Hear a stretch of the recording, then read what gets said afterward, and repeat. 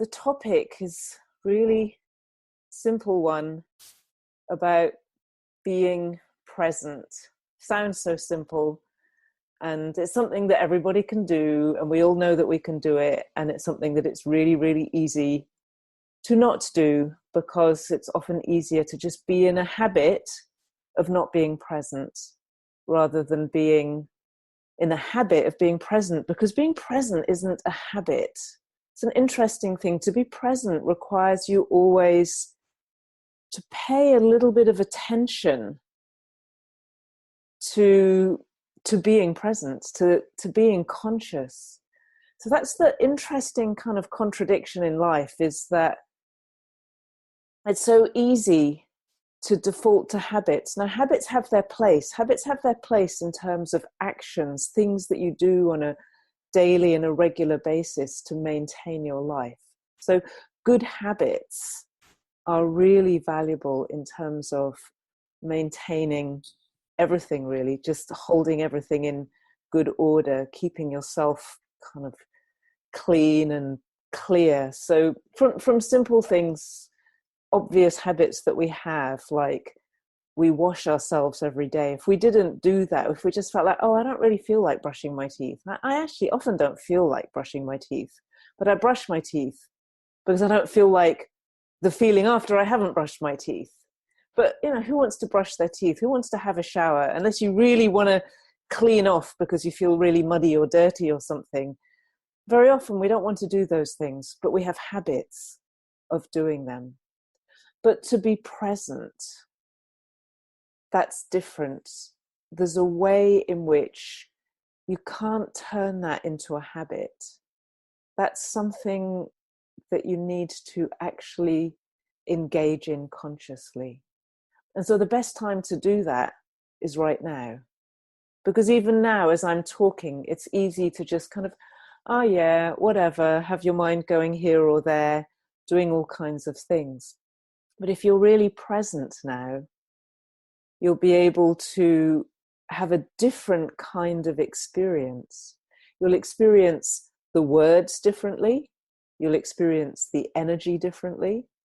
You'll experience yourself differently, and life itself.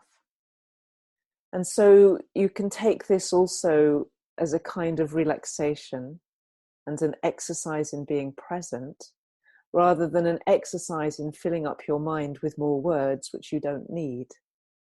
Because the world is full of words. And you might say, well, why are you contributing to them, Sarah? That's a very good question.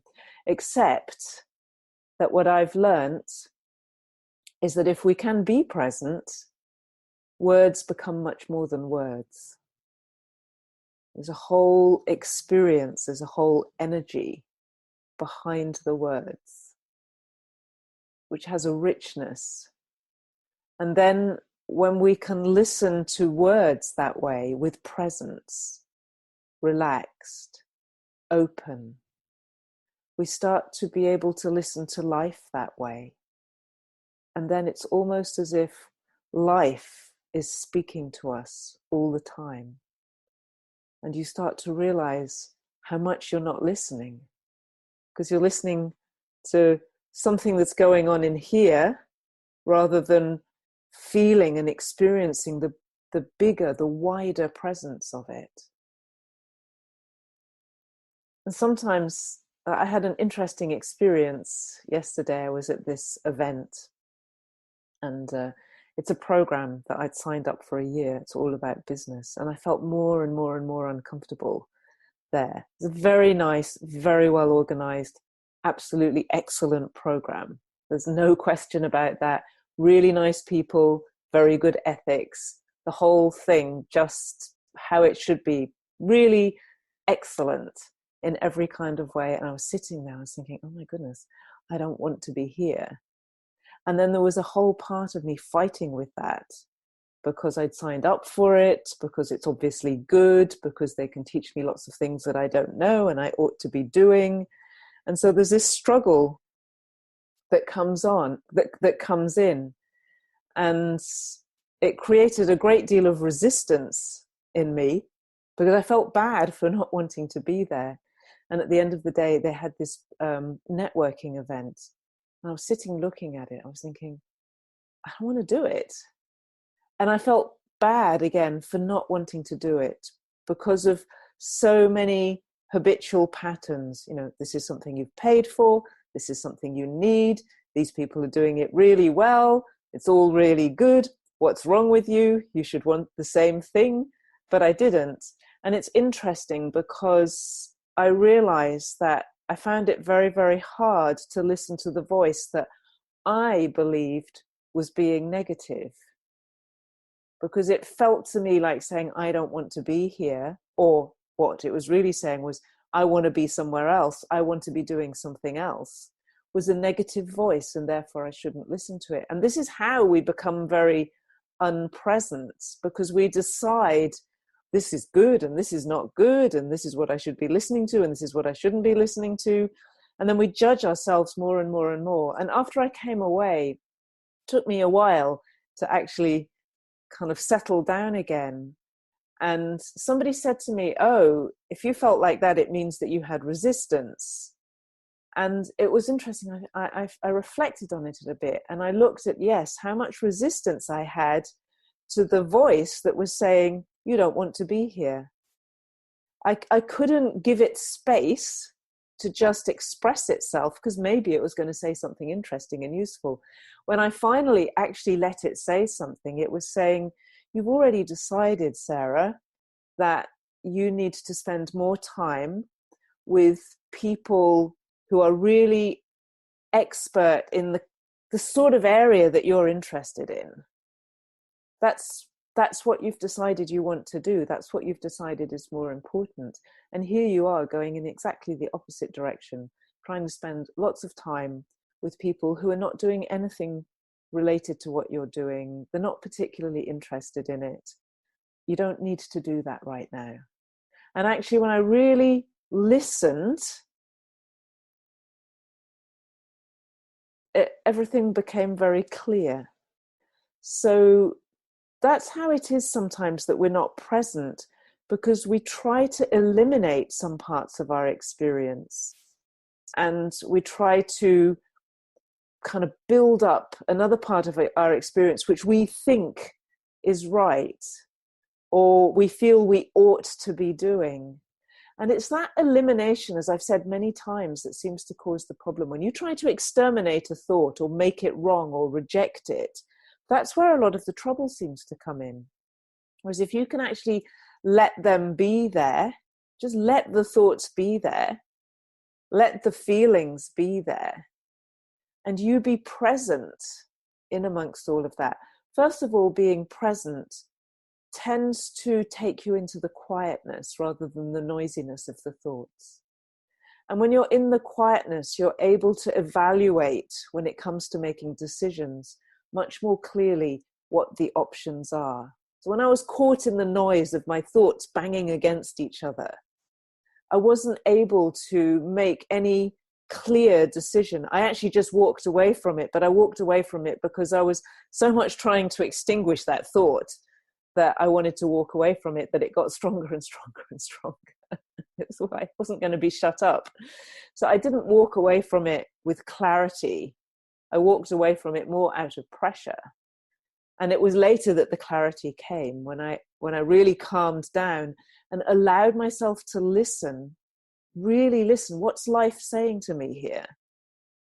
And I don't personally believe that there's something that life says I'm supposed to do, and when I do completely the wrong thing, it's going to punish me or something. I don't personally buy that. But I do believe that I had made a conscious choice, and probably I've made a conscious choice before I was born that connects with some of this, but I have recently made a conscious choice that it would be really valuable for me to go in this direction in my life, and to stop trying to do things the ordinary way and simply accept that the way I do things is not ordinary, has never been ordinary, is never going to be ordinary, is pretty interesting, maybe of some value, and we'll sort out what's really valuable and what's not so valuable over time through practice. But if we don't do it, I'm never going to find out.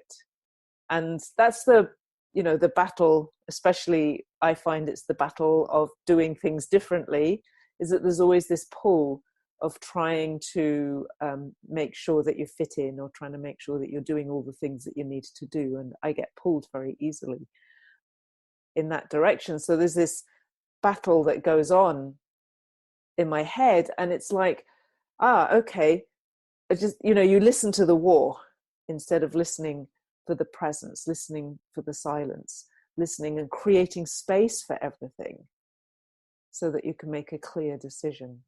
It took me a little bit of time.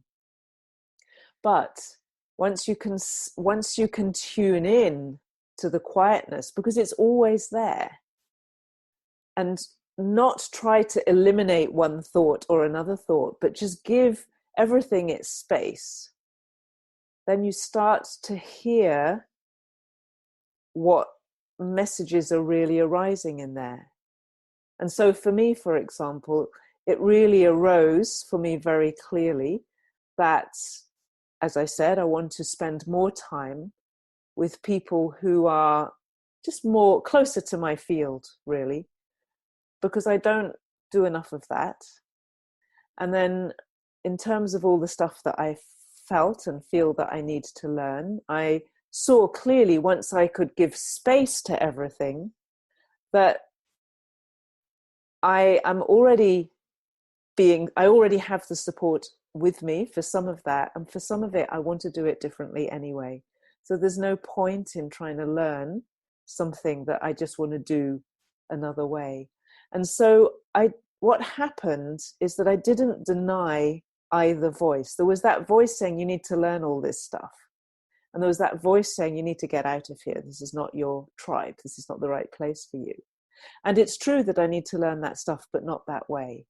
So if I try to suppress all of that, then it shouts louder and louder, and it's very, very difficult to discern what's true in there and what's not.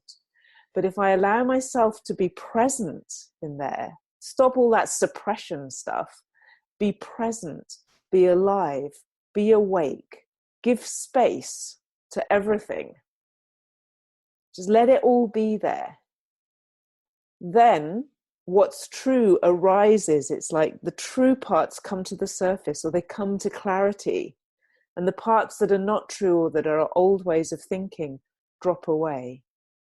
So I found that there's truth in every voice.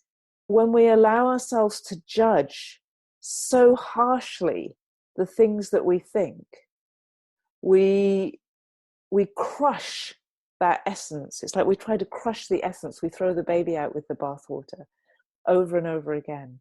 When we can be spacious around everything that arises, all the thoughts, all the worry, all of the everything, to be really spacious. Tune into the spaciousness that already exists, the space, the silence, the quietness, the peace that's already there, that underlies all of it. It's like a sea out of which all of that noise kind of bubbles up. You can then find the essence in the noisy bits, and they all become part of that sea. It becomes part of what you are.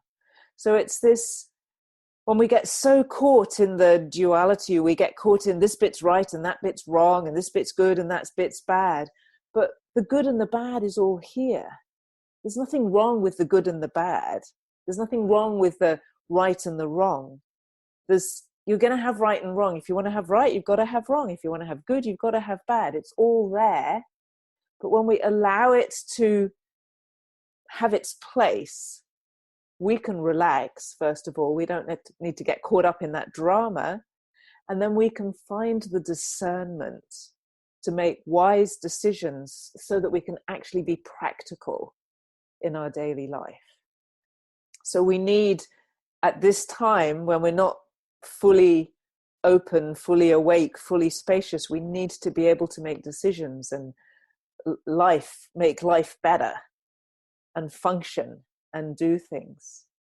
So if you can be able to tune into that presence or that spaciousness, that quietness, the all-pervading quietness beneath everything, then all the thoughts, all the stuff that bubbles up in that, it can have its place when you don't fight it, when you give space to it and you tune in.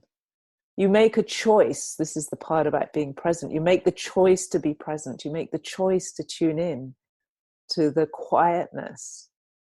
That's not saying noise is bad. It's an underlying quietness in which noise arises. So you have this underlying quietness, this underlying silence, this underlying spaciousness.